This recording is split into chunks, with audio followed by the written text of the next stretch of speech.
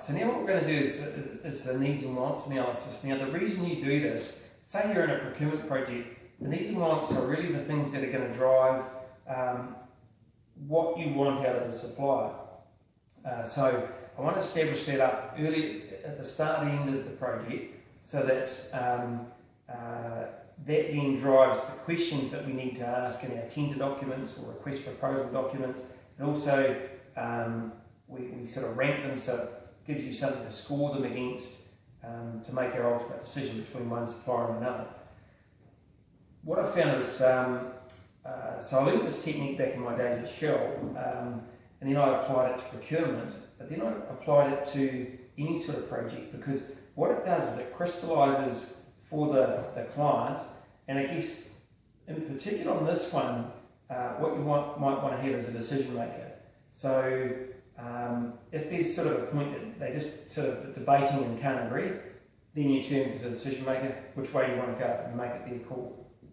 So in a project though, what these things do is it establishes what is absolutely critical, and everything else is sort of like a nice to have, but some nicer to have than others. Because then when you get to make decisions as you go through the project, particularly say if you're designing a new building or something and they had all these things they wanted but now they can't afford them all, it gives you a hint as to which ones are more important than others. But it does it back here at the start of the project before it becomes all emotional.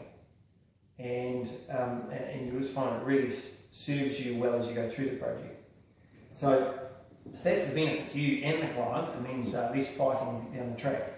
So again, I'll explain that to them once I've got them sitting down. I'll explain why we're doing it again, and then away we go. This is what I will typically do on the whiteboard, but if you haven't got a whiteboard, you can still use the flip chart and write the things on the post-it notes and put them around. But so what I'll do is I'll just put in needs and wants in the middle, and then get them to brainstorm what the needs and wants are. Again, you prepare for this by having a list of what you think they'll be written down, because once you've done some of these projects, every time they'll come up with pretty well the same things, and every time you'll write them up, they just will be slightly different and maybe in a different order of importance. So we can put in there, it's got to meet the budget, or it's got to be done by some sort of certain time. So and then there's the quality. Then there'll be things like environmental, and there'll be things like energy efficient, all that sort of stuff. All these sort of things, and no doubt, every time you do a project, the same sort of things come up. They might then sort of have other ideas that are coming up, that you might sort of extend off here. So some of the important things when you're actually workshopping this part is to make sure that that you keep everyone on board. So how you do that is just no matter what they call out and talk about, put it up on the board. Have a think about what you're trying to ultimately do is end up with some groups, some nice sort of even groups that you can work with. So when they're calling out different things, this might be around value.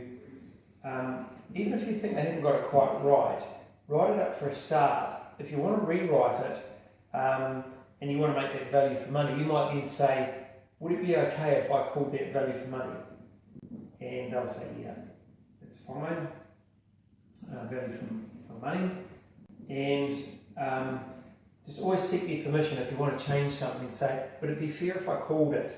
Or would it be okay to do that?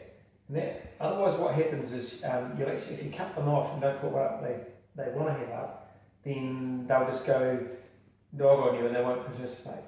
So that's the biggest thing when you're facilitating this is write up whatever they say, try and put it somewhere where it fits. And what you're ultimately trying to do is get some sort of groupings of areas that all the things around timing and stuff come in one area, all the things around quality come in another area, all of those ones come in a different area. The reason you're doing that is because then ultimately what you want to do is then pick what your needs and what your wants. So in this case, they might have to have this thing absolutely done by a certain date.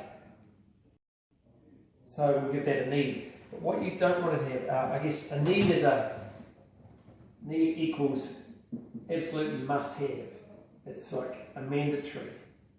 With your wants, they're a nice to have, and there might still be sometimes a minimum requirement with a want, but on the whole, they're a nice to have.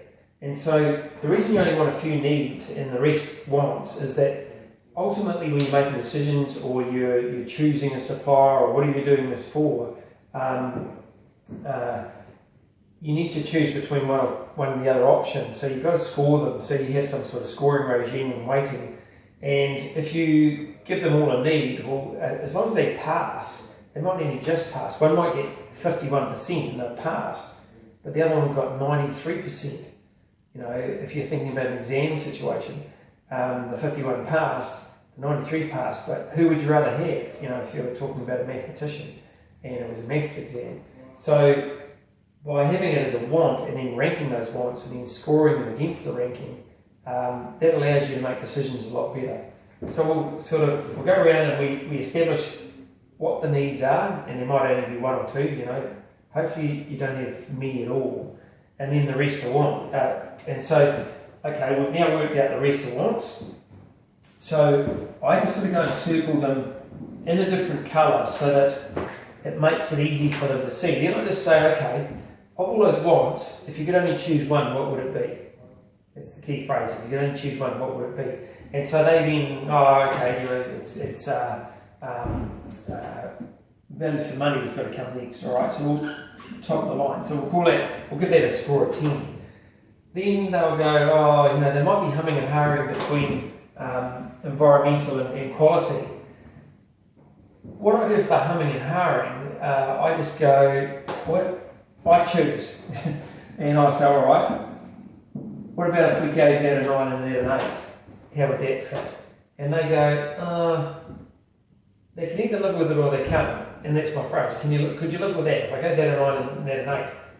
Yeah. And then they say yes. Well, now we've just banged off 3 really quickly, right? So this is there are other ways of doing this, but this is by far the quickest.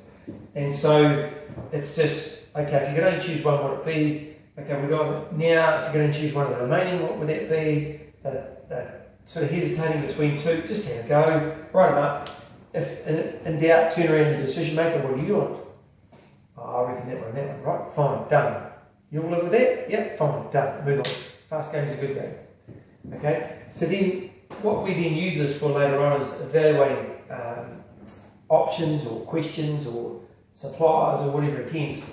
And we then score those, and you know, if they score a 9 against that, they get an 81, and if they score a 9 against that, they get 72. And it gives you something to make decisions by.